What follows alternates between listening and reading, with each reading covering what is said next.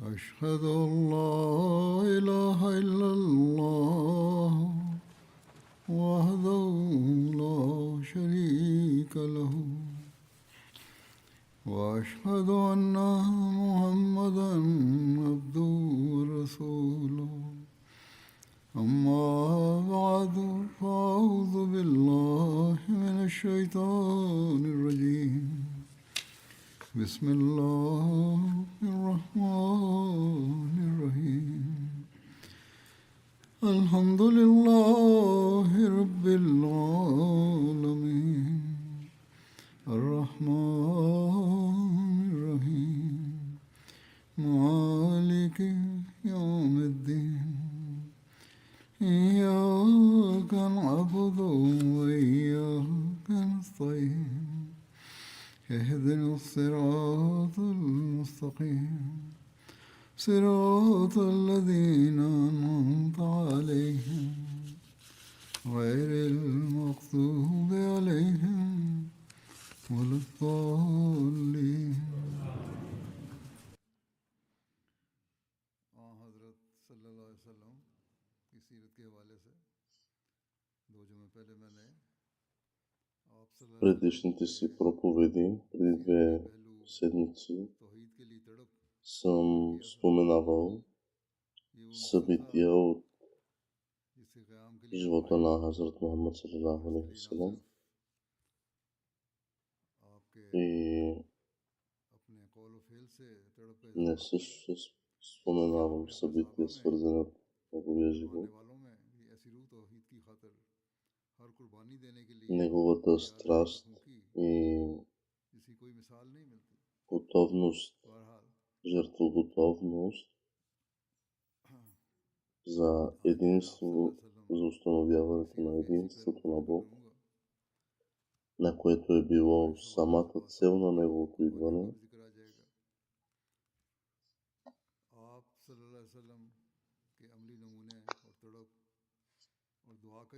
Светия пророк саллалаху алейхи ва саллям не само се е стремял към установяването му, но също е допринесъл и внушил у своите сподвижници страстта за установяването на единството на Бог до степента, че са принасяли много жертви, за да поддържат единството на Аллах.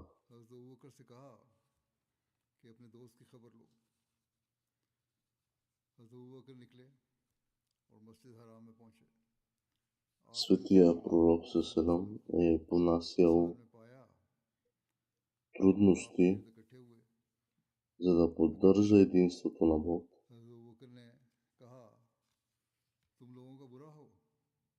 Веднъж невярващите обградили светия пророк саллалаху, цитирайки нещата, които той бил казал за техните идоли. Междувременно някой казал, че Хазрат Абу Бакр, че трябва да провери приятеля си. Хазрат Абу Бакр отишъл в свещената джамия, за да намери светия пророк саллалаху и го видял заобиколен от невярващите. Хазрат Абу Бакр се обърнал към тях с думите от Корана, които са следните: нима ще убиете човек, защото казва моят Бог е Аллах, след като ви е донесъл ясни знаци от вашия Бог.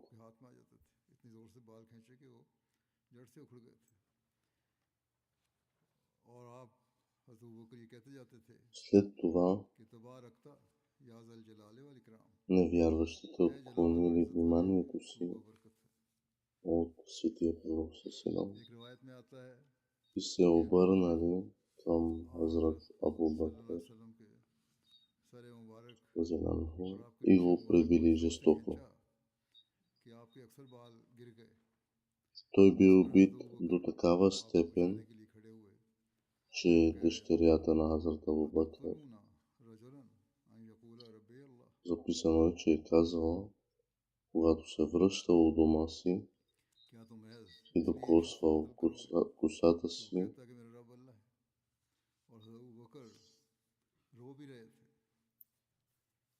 тя падала в ръцете му заради грубостта, с която невярващите го били и дърпали косата му.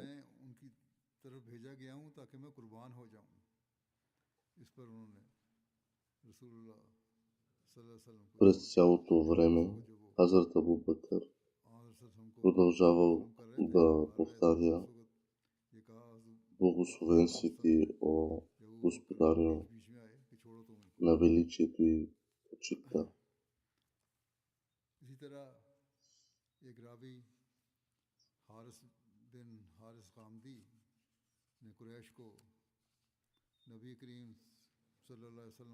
Според друго предание, същата тази тълпа от невярващите дърпала светия пророк ﷺ за косата на главата и брадата му толкова силно, че голяма част от косата му е била паднала. И именно тогава Хазрат Абу Бакр разинанху се притекал на помощ към светия пророк ﷺ. И светия пророк ﷺ казал на Хазрат Абу Бакр да напусне тези хора, казвайки: кълна се в този, в чието ръце е животът ми. Аз съм изпратен при тези хора, за да бъда принесен в жертва.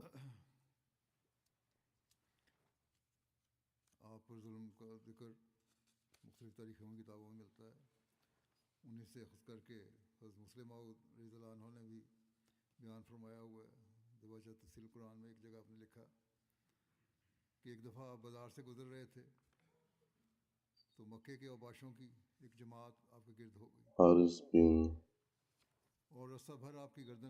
Охамди е видял курейшите,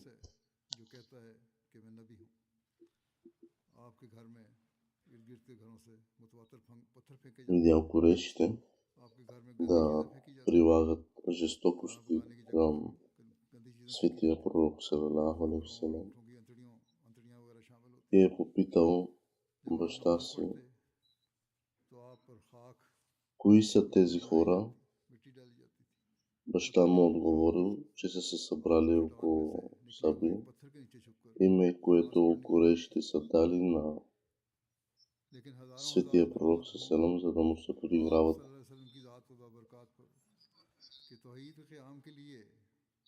Харис казва, че отишъл да погледне по-отблизо и видял, че светия пророк ﷺ насърчава хората да вярват в единния Бог, дори когато те продължавали да му създават проблеми.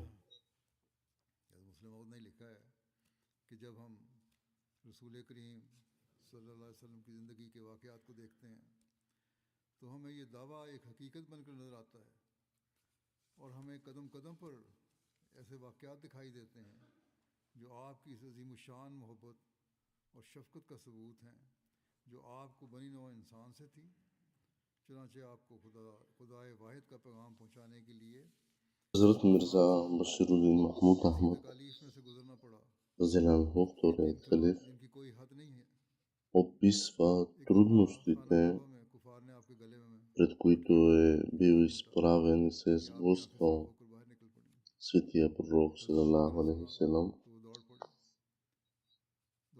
и казва, че светия пророк салалаху алейхи ва салям е вървял през пазара докато неверниците продължавали да го удрят, хвърляли му камъни и мърсотия, били хвърляни в дома му животински черва, били хвърляни върху него, докато се е молил. Това стигало до там, че дошъл момент, в който светия пророк Селам трябвало да застане зад един камък, за да се помоли, и той се сблъсквал с непрекъснати трудности и изпитания, защото отказал да се откаже от мисията си, да утвърждава и разпространява посланието за единството на Бог. И така той ги понасял с радост, приемал тези трудности и нито за миг не им позволявал да намалят добротата му към човечеството.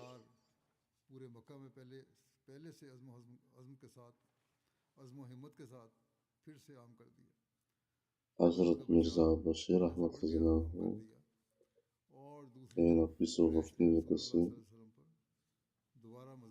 животът и характерът на пророците.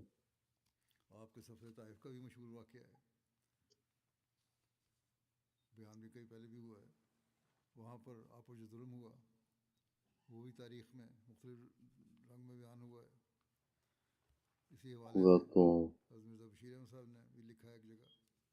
забраната била отменена,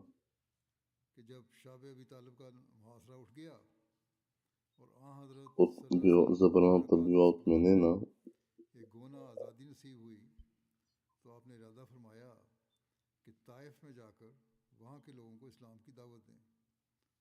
светия пророк Селам намерил известна свобода в себе си и движението си. Той решил да посети Таиф и да покани жителите му да приемат исляма. Таиф е известно място, разположено на 40 мили от Мека. През тази епоха той бил дом на Бану Такиф. Като оставим на страна специалността на Каба, Таиф бил признат за равен на Мека и много видни, влиятелни и заможни хора живеели там. Самите жители на Мека признавали това значение на Таиф. Поради това именно меканците казали: защо този Коран от Бог не бил изпратен на някой виден човек от Мека или Таиф? Следователно, през месец Шуан на 10 ноември, светия пророк Селам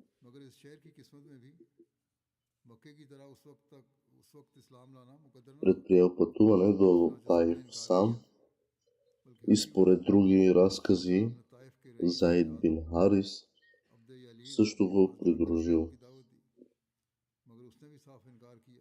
При пристигането си светия пророк Селам останал там 10 дни и един след друг се срещнал с много вождове, но подобно на Мека не било в съдбата на този град да приеме исляма. Затова всичките отказали и всъщност те се подигравали на светия пророк Селам.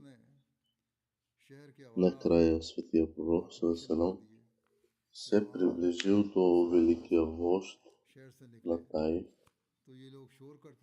на име Ябду Елей и го поканил да приеме исляма. Но той също отказал и по-скоро подигравателно казал: ако си честен, тогава нямам силата да говоря с теб. И ако си лжец, тогава да говоря с теб е безполезно. И след това загрижен, че младежите в града може да бъдат повлияни от светия пророк Салам.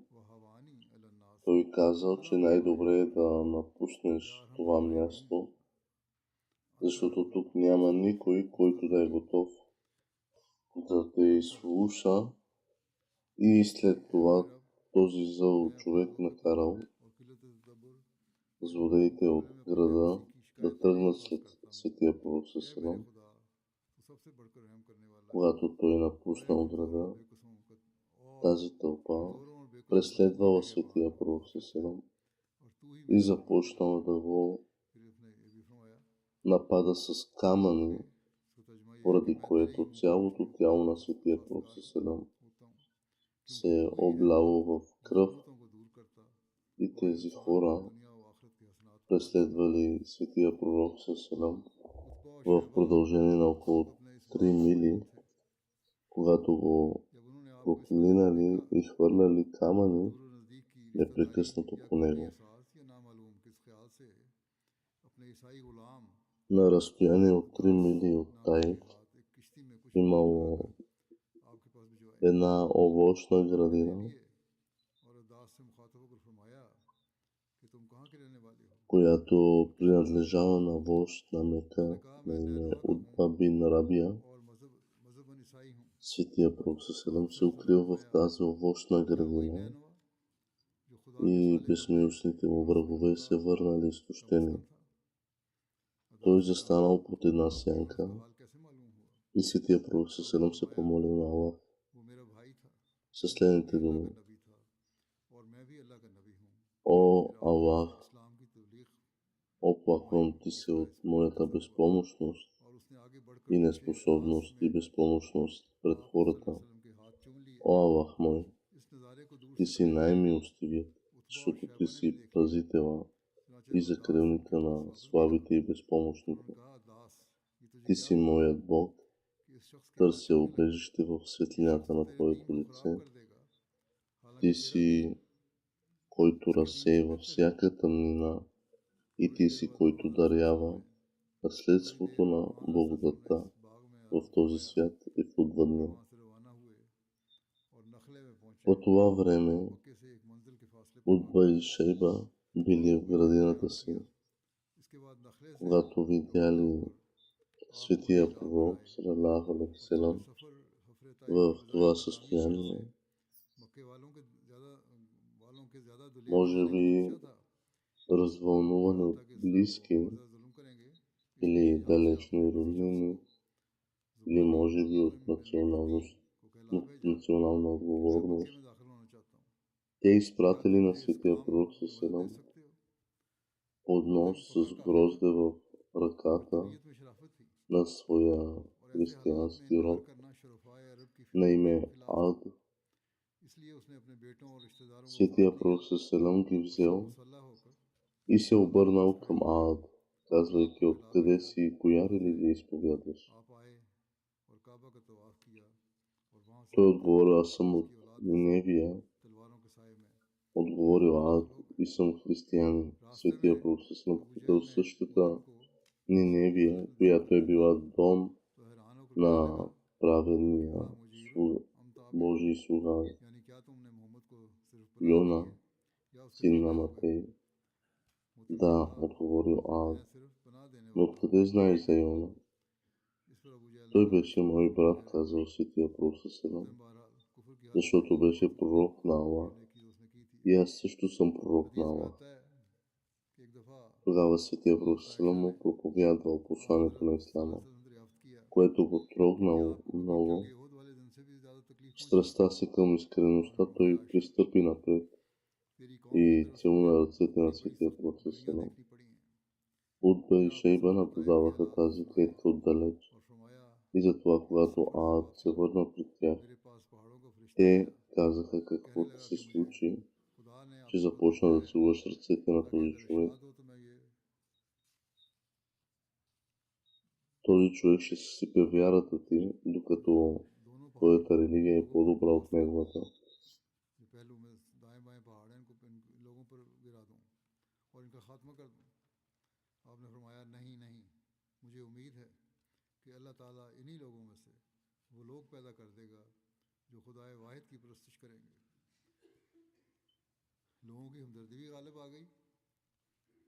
Този човек,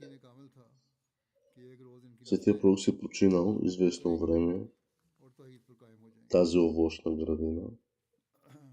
След това тръгнал и пристигнал в Нахла, която се намирала на разстояние приблизително един ден път от Мека, и останал там няколко дни. След това Светия Пророк Салам тръгнал и стигнал до планината Хира. И тъй като очевидният неуспех при Таиф предполагал възможността меканците да станат прекалено смели, Светия Пророк Салам изпратил вест до Мутим бин Ади,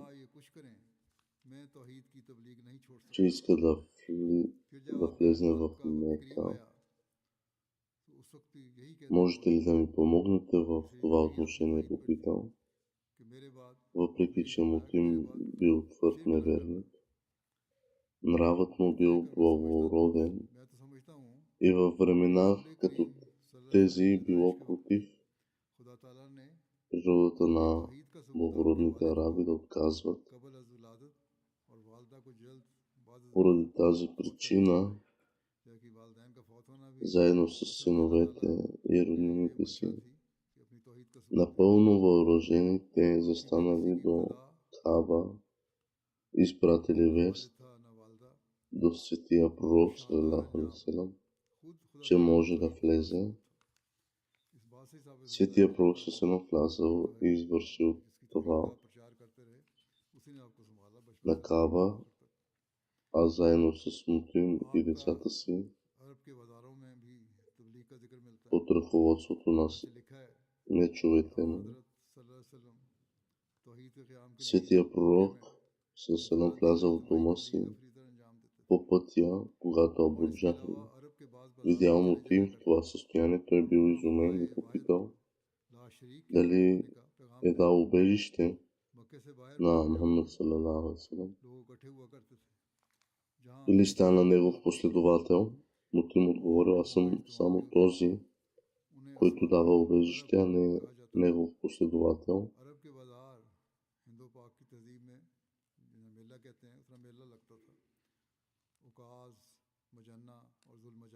По път Мутим отговорил, че последният начин на Абу Джахл, добре, тогава няма проблем. Мутим починал в състояние на неверие, но мюсюлманите не били от тези, които губят погледа си и полагащата им се ценност.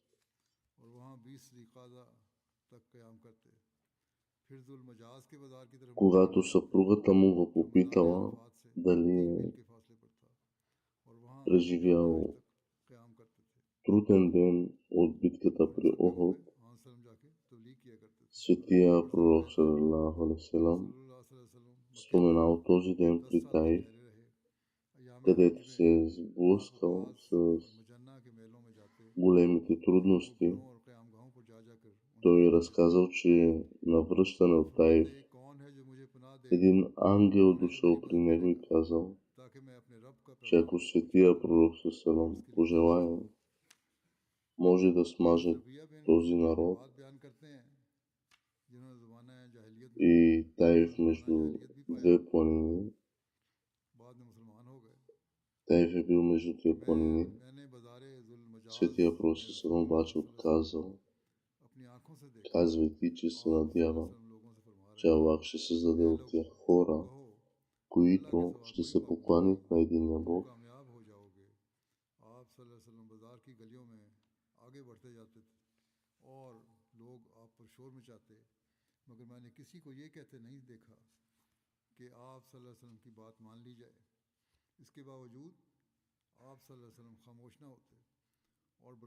Вторият халиф на общността Разделянето, който описва, че целият живот на Светия Пророк е бил прекаран в поддържане и показване на единството на Бог. Това остава така до последните му мигове, когато той съветва хората, че дори след смъртта му не трябва да приписват на Бог съдружници. И всъщност Бог е искал да покаже единството си още от самото начало на живота на Светия Пророк, когато баща му е починал преди раждането му, а майка му е починала, докато е бил още много малък. След това Бог се е грижил за Светия Пророк през целия му живот до смъртта му, казвайки великото величие на единството на Бог.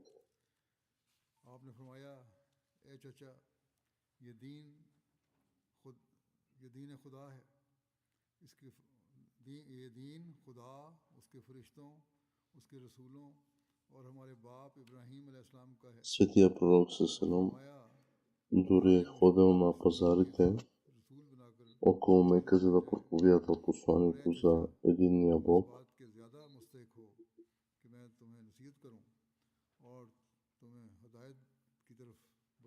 Тези пазари са служили като места, където арабите се събирали в продължение на месеци.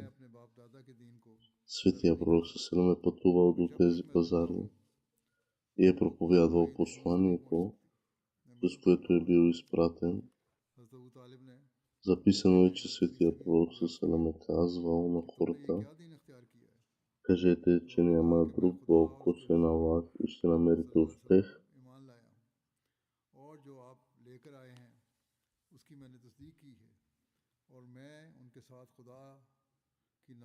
Освен това е записано, че никой на тези пазари не е приемал посланието на Светия Пророк, но Светия Пророк не се е обезсърчавал, а е оставал непоколебим и е продължавал да проповядва посланието за единния,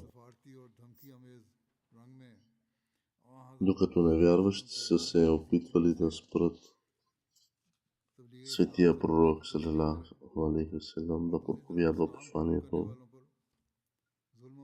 Те също така прилагали неописуеми жестокости към онези, които приемали посланието му. Например, след като Хазрат Билал приел ислама,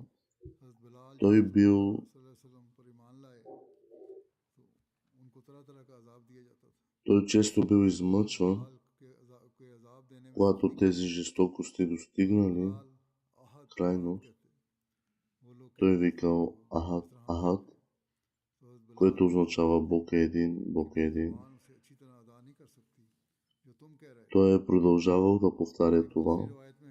Когато го карали да лежи върху горещия пясък и му казвали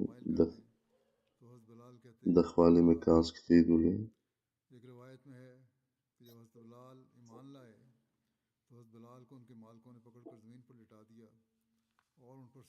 сред всичко това, никой не се е сблъсквал с по-големи трудности от Светия Пророк ﷺ. От това да бъде наречен лъжец, до това да бъде задушен и давен, да бъде хвърлян по него, да бъдат хвърлени по него камъни и да му се хвърлят мръсоти. Дори по време на битки, светия пророк Селам е поддържал и подкрепил единството на Бог. Съществува известен случай от битката при Охот, когато Абу Суфян вика, оказвайки, че светия пророк салалаху алейхи салам, Хазрат Абу Бакър и Хазрат Умар са били убити, докато обявявал това, светия пророк салалаху алейхи салам наредил на сподвижниците си да мълчат. След това Абу Суфян продължил да вика подигравателно и хваляйки идолите си, имената на своите идоли. Това било непоносимо за светия пророк салам и затова в този момент той наредил на сподвижниците си да отговорят, като кажат, че Аллах е най-великият, че няма друг помощник, освен Аллах.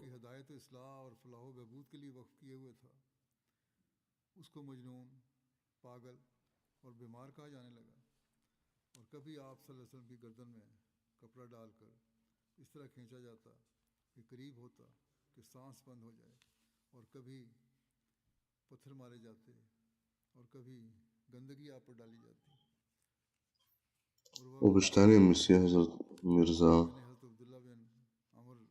Гулам Ахмад алейхи салам е написал, че винаги се чудя колко висок е бил статутът на този арабски пророк, чието име е било Мухаммад салалаху алейхи салам, хиляди благослови и мир да бъдат върху него. Човек не може да достигне предела на неговия висок статут.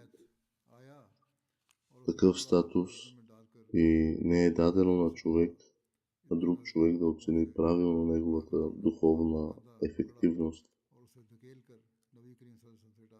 Жалко е, че неговият ранг не е бил признат, както е трябвало да бъде. Той е, който възстановил единството на Бог в света, изчезнал от света. Той е обичал Бог безкрайно и душата му се стопи от съчувствие към човечеството. Следователно,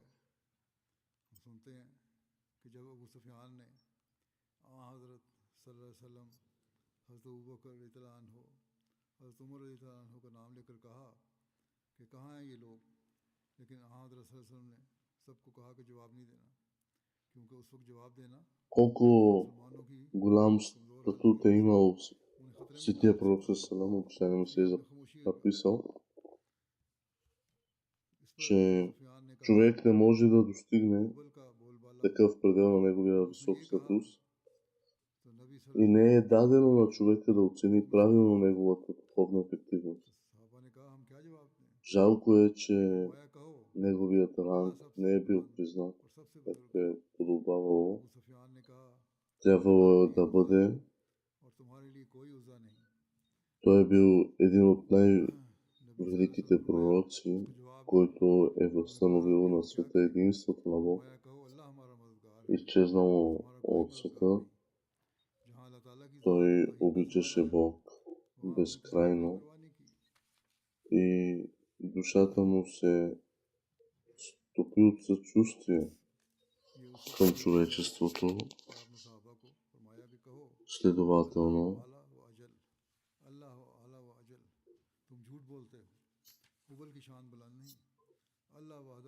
Аллах, който знаеше тайната на сърцето му, го въздигна над всички пророци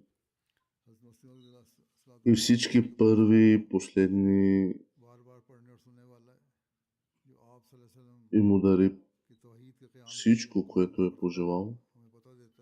Той е изворът на всяка благодат и човек, който претендира за каквото и да е превъзходство, без да признае неговата благодат, не е човек, а е рожба. Светия пророк Салам му е бил даден ключът към всяко възвисяване и му е дадена съкровищницата на всяко разбиране.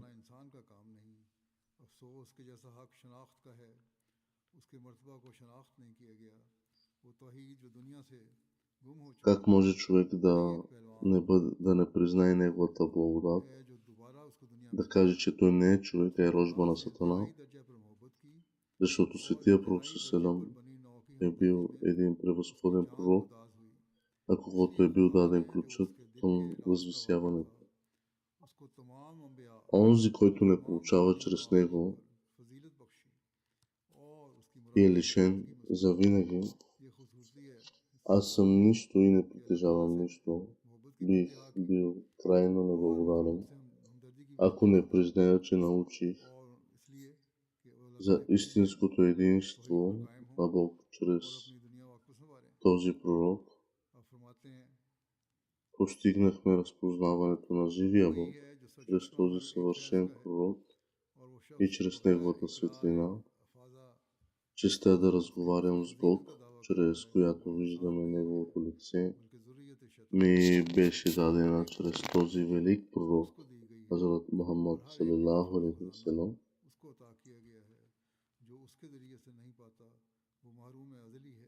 Лъчът на това слънце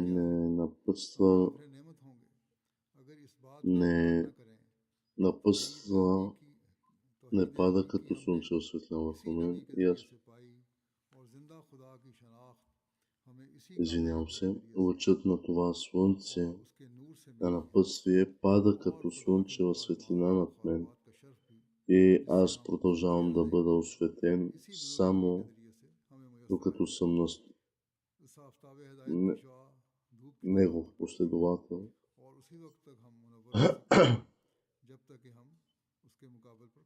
Погрешна и една отвратителна идея е, че вярата в единството на Бог може да бъде постигната по друг начин, освен чрез Светия пророк Салам.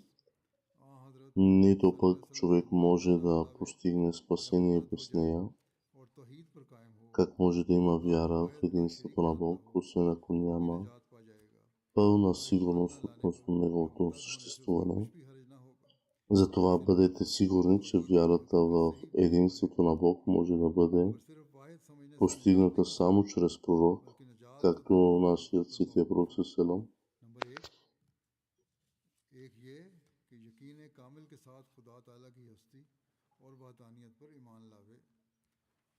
Тази погрешна и отвратителна идея, че вярата в единството на Бог може да бъде постигната по друг начин, освен чрез Светия пророк Салам, нито пък човек може да постигне спасение без нея. Как може да има вяра в единството на Бог, освен ако няма пълна сигурност относно неговото съществуване?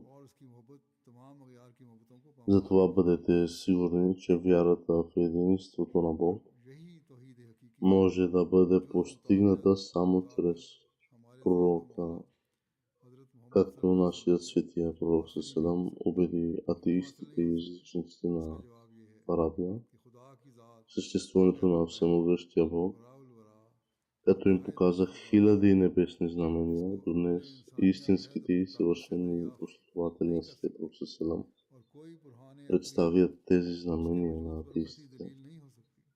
Истината е, че докато човек не наблюдава живите сили на живия Бог,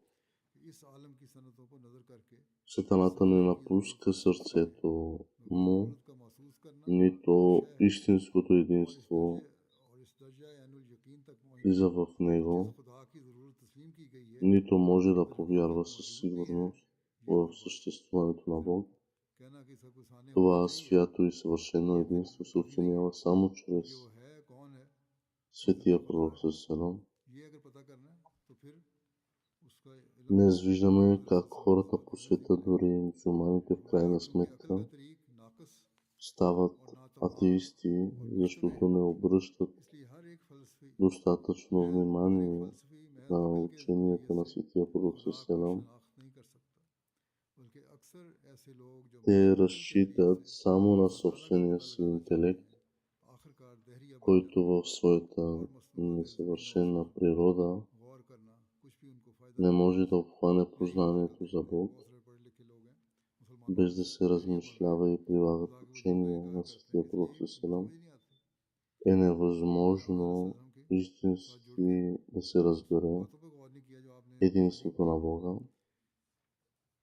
Трябва да се стремим да намерим истинското единство на Бог и да развием вярата си до степен, която сме готови да принесем необходимите жертви. Трябва да развием истинска любов към Светия Пророк ﷺ. В тази епоха Аллах изпрати истинския и пламенен последовател на Светия Пророк ﷺ в лицето на обещания Месия ﷺ, за да разпространи посланието за Божието единство, донесено от Светия Пророк ﷺ. След като сме се заклели във вярност на обещания Месия ﷺ, наш дълг е да отдадем полагащото се дължимо на тази мисия и да се помолим за нейното изпълнение.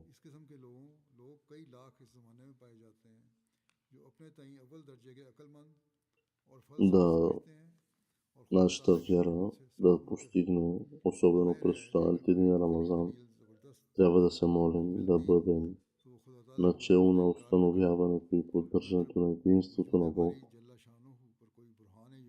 Аз се моля Аллах да даде възможност на всеки да направи това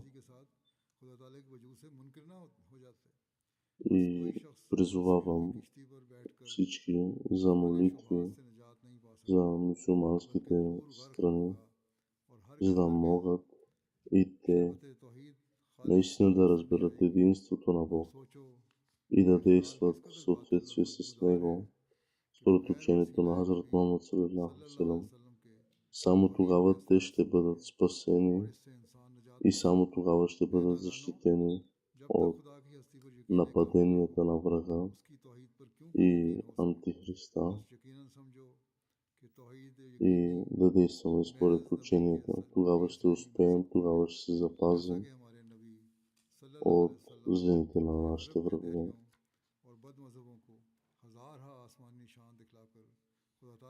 Ще спомена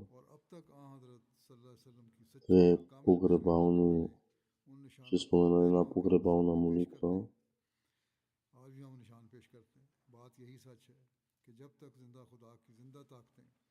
За следният член Зикрулла Тайо Аюба, който е бил мисионер, наскоро е починал. Той е от Нигерия. Той е приел общността, след като видял сън, след като завършил образованието си. Той е служил като мисионер в различни части на Нигерия, където е служил до смъртта си. Той също така получил след дипломна степен по журналистика. Известно време е бил национален вице-президент на мюсюлманската общност Ахмадия в Нигерия. Бил и директор на Джамия Мубаширин. Той е бил и страхотен спортист. Въпреки това никога не е позволявал това да попречи на богослужението му. Бил е и много добър писател и един добър експерт по лингвист и поет.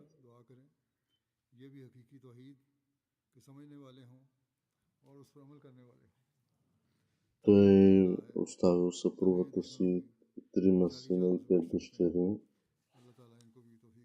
Най-малкият му син Абдул Муджиб в момента служи като мисионер в Нигерия. Също така и е бил координатор на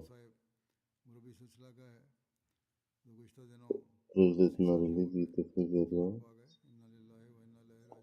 Зикрулла Таю Аюба притежавал високи морални качества, бивал даден на служенето и винаги е бил готов да прави каквото се изисква с пълна преданост и искреност.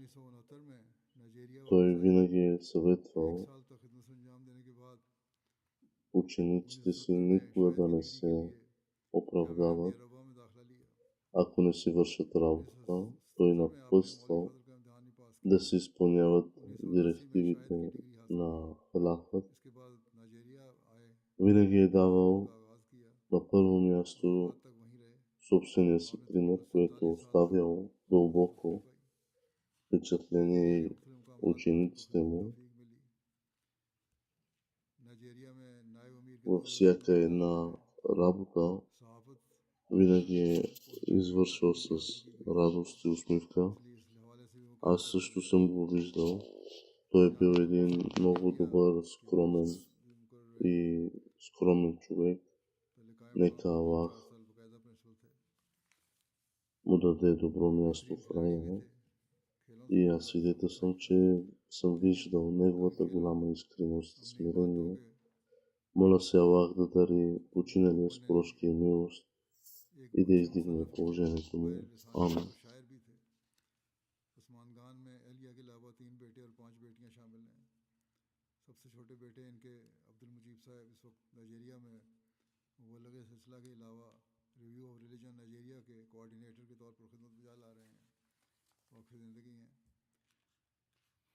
Missionary in charge Tahir अदनान साहब कहते हैं कि मरहूम बहुत परहेजगार, फर्माबरदार और जमाती खिदमत के लिए हर वक्त तैयार रहने वाले वजूद थे।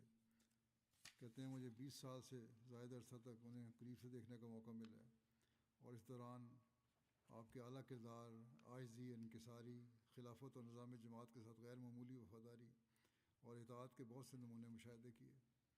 कहते हैं मैं मिशनरी इंचार्ज बना हूँ, मेरे से वो उम्र में बड़े थे, लेकिन जब उसके बाद उन्होंने कामिल वफा और ज़िम्मेदारी और इताअत के साथ मेरी बात को माना और उस पर अमल किया। इसी तरह यूसुफ खालिक साहब मुरब्बी सिलसिला ज्ञान कहते हैं कि बतौर प्रिंसिपल तलबा की तरबियत पर गैर मामूली तवज्जो देते थे। तलबा में ज़िम्मेदारी का एहसास पैदा किया और हमेशा इस बात की तलकीन की कि किसी भी काम के लिए उधर पेश न करें। खलीफा वक्त की हिदायत पर फौरी अमल करने पर ख़ास जोर देते थे। अमली तरबियत के लिए आप तलबा को तबलीगी मुहिम्मात पर भी भेजते थे। हर काम के लिए हमेशा अपना ज़ाती नमूना पेश किया जिसने तलबा की ज़िंदगियों पर एक गहरा असर छोड़ा। मैंने देखा है इनको नहायत मुखलिस और वफादार थे और बड़े आजिज़ इंसान थे। अल्लाह ताला इनसे मग़फ़िरत और रहम का सलूक फरमाए, इनके दर्जात बुलंद करे।